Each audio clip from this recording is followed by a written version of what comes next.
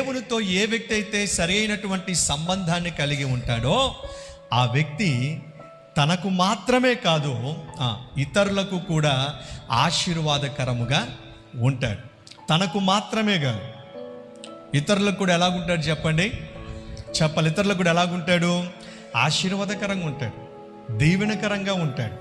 ఇక్కడ ఉన్నటువంటి మనమందరము కూడా, దేవుని ఆరాధించేటువంటి మనమందరము కూడా ప్రియులరా, ఎప్పుడూ కూడా మన గురించి మనమే ఆలోచించుకోవడం కాదు, మనము బాగుంటే చాలు అని అనుకోవడం కాదు.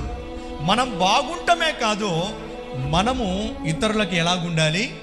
దీవెనకరంగా ఉండాలి. చెప్పండి ఇతరులకు. పాస్టర్ గారు, దేవుని మందిరానికి ఎందుకండి వచ్చేది?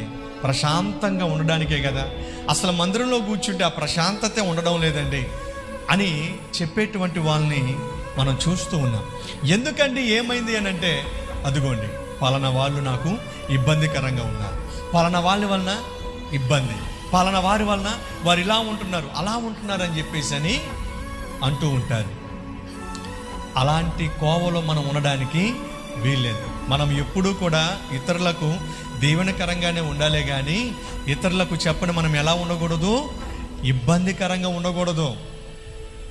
మనల్ని బట్టి వాళ్ళు దేవుని మందిరానికి చక్కగా వచ్చి ప్రభుని ఆరాధించలే కానీ మనల్ని బట్టి వాళ్ళు దేవుని మందిరానికి రాకుండా మానేయకూడదు. ఇలాంటి ఆయన బిడ్డలమైనటువంటి మనము, ఎవరైతే ఏ వ్యక్తి అయితే దేవునితో సరైనటువంటి సంబంధం కలిగి ఉంటాడో, దేవుని సన్నిధిలో ఎవరైతే ప్రార్థన చేస్తారో ఆ వ్యక్తి ఇతరులకు కూడా చెప్పని ఎలాగుంటాడు? దీవెనకరంగా ఉంటాడు. దేవునికి స్తోత్రం. హల్లెలూయా.